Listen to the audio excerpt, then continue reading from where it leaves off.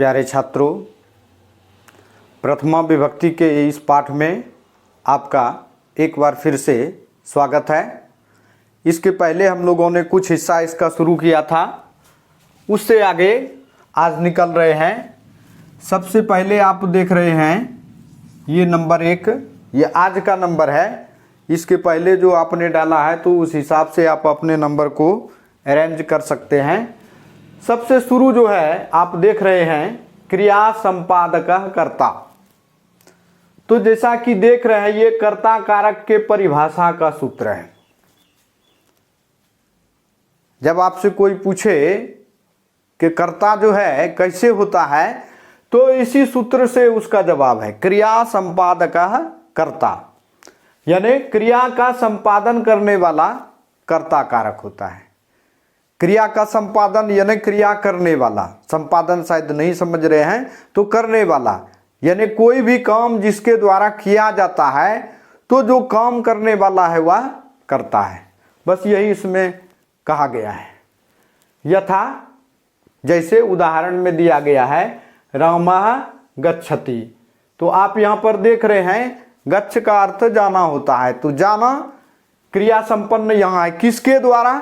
राम के द्वारा, और इसलिए यहां पर राम जो है ये कर्ता कारक है। बस इसमें इतना ही बताया गया है कि कर्ता ये हो गया। फिर आप अगला सूत्र देख रहे हैं कि कर्ता होने के साथ ही कर्ता कारक में प्रथमा विभक्ति होती कैसे है, तो उसके लिए ये सूत्र है, इसका अगला सूत्र।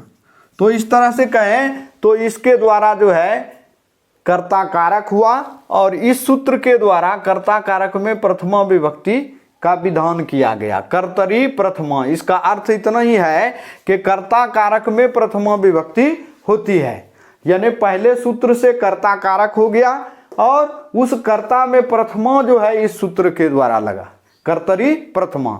तो कोई पूछे यदि कर्ता में प्रथमा किससे, तो आप सीधा बोलेंगे कर्तरी प्रथमा इस सूत्र से। हिंदी में आप देख रहे हैं कर्ता कारक में प्रथमा विभक्ति होती है। यथा यानी उदाहरण कृष्णः पुस्तकम पठति, तो यहां पर पढ़ना क्रिया है पठति, और करने वाला इसका जो है कृष्ण है, यानी पढ़ने का काम कृष्ण कर रहा है, इसलिए कृष्ण कर्ता हुआ, और कर्ता होने से कर्तरी प्रथमा, इससे आप देख रहे हैं यहां पर कृष्णा ये प्रथमा का प्रयोग है। तो ये इस सूत्र की व्याख्या पूरी हुई। तो अब तक में कर्ता कारक और कर्ता कारक में प्रथमा विभक्ति, इसको आपने देखा। अब एक अगला सूत्र देख रहे हैं, ये संबोधने प्रथमा है। 3 नंबर इसको दे देते हैं इधर। संबोधने प्रथमा केवल ये कह रहा है कि संबोधन कारक में भी प्रथमा विभक्ति होती है। कर्ता में तो प्रथमा होती ही होती है, संबोधने प्रथमा इस सूत्र में ये आ गया कि जहां पर संबोधन है उसमें भी प्रथमा हो। बस यही इसका कहना है।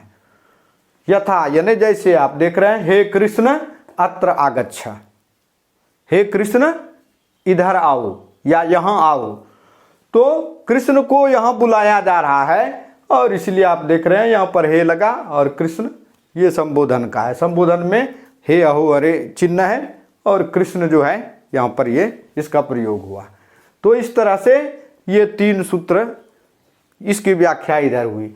अब आप यहां पर चौथा सूत्र देखें, बहुत ही महत्वपूर्ण है, थोड़ा सा इसमें ज्यादा इसके बनिस्पत समझना है। प्रयोजके कर्तरी प्रथमा, शायद पहली बार आप सुन रहे होंगे, कर्ता तो पहले से सुने हैं। यहां पर क्या है प्रयोजक कर्ता, यानी कई बार क्या होता है कि काम हम खुद से नहीं करते हैं। कर्ता में क्या हो रहा है कि वह काम खुद से कर रहा है, लेकिन यहां प्रयोजक कर्ता का मतलब यह है कि काम जो है हम खुद से नहीं करके किसी दूसरे के द्वारा कराते हैं। तो जब दूसरे के द्वारा काम करवाया जा रहा है उसी को प्रयोजक कर्ता कहा गया, कि यह दूसरे को प्रेरित करता है। तो इसको आप ध्यान रखेंगे, प्रयोजक मतलब प्रेरित करने वाला। यहां पर भी प्रथमा विभक्ति होती है। जैसे उदाहरण में आप देख रहे हैं पिता पुत्रम मेघम दर्शयति। देखिए यहां क्या है कि पिता पुत्र को मेघ दिखाता है, मतलब मेघ देखता कौन है? पुत्र। देखने का काम ये पुत्र के द्वारा किया जा रहा है, मगर पुत्र खुद से नहीं देख रहा है, उसको पिता जो है दिखाता है।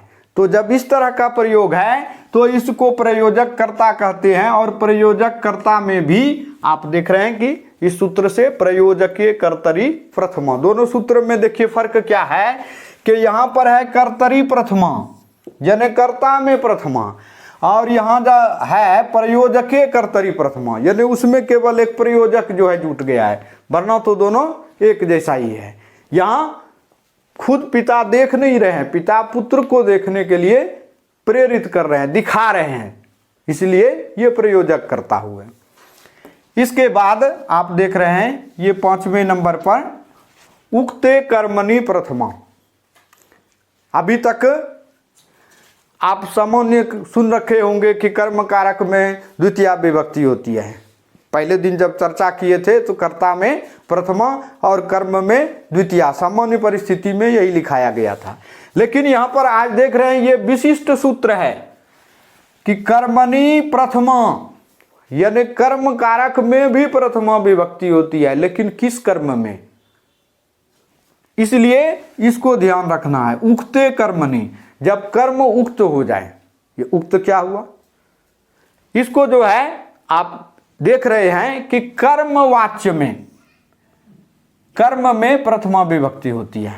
यानी जब कर्तरी वाच्य है तो वहां पर प्रथमा नहीं होगा, कर्म में कर्म वाच्य हो जाएगा। ये जो है वाच्य आगे हम लोग इसको विस्तार में देखेंगे, आज केवल इतना ही देख रहे हैं कि इसमें हुआ क्या है।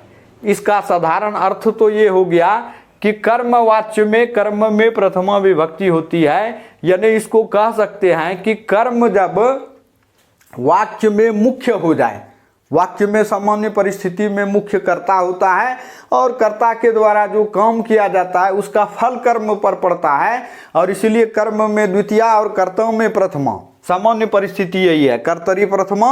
लेकिन यहाँ पर विशेष प्रयोग है कि जब कर्म उक्त हो जाए तब वहां कर्ता अनुक्त हो जाता है, तो कर्ता में विभक्ति तृतीया आ जाती है। आप यहां देख रहे हैं कि मया कृष्णः दृश्यते, थोड़ा इसको ध्यान से समझिएगा कि ये कैसे हो गया।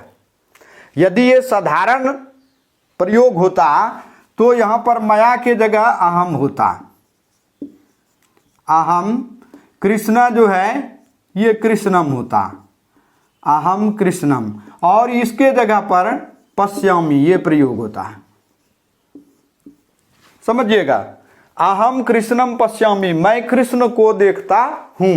लेकिन यहां क्या है, मया कृष्ण दृश्यते, मेरे द्वारा कृष्ण देखा जाता है या मुझसे कृष्ण देखा जाता है। तो ये विशिष्ट प्रयोग है। जब हम लोग वाच्य की चर्चा करेंगे तो कर्तृवाच्य, कर्मवाच्य, भाववाच्य, वहां पर इसको और विस्तार से देखेंगे। तत्काल आपको ये समझ लेना है कि उक्ते कर्मणि प्रथमा में जब कर्म वाच्य में कर्म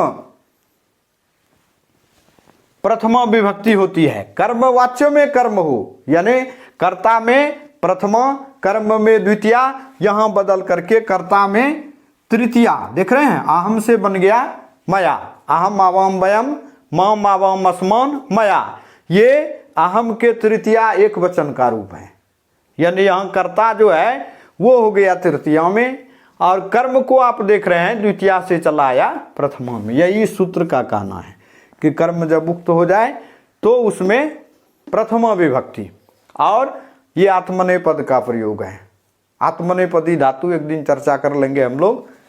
ये आप देख रहे हैं कि दृश्यते, अभी तक आप क्या तीता अंति सीथा था अमी आवा अमा इसका प्रयोग करते थे, मगर यहाँ पर ती के जगह पर ही ये ते लगता है, और ये आत्मनेपद का प्रयोग है।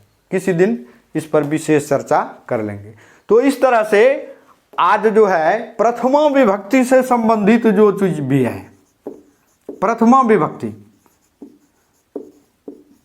इससे संबंधित जो भी चीज है कि जहां जहां प्रथमा हो सकता है, लगभग उन सारे चीजों पर हम लोगों ने चर्चा कर लिया, और यहां पर प्रथमा विभक्ति समाप्त घोषित किया जाता है।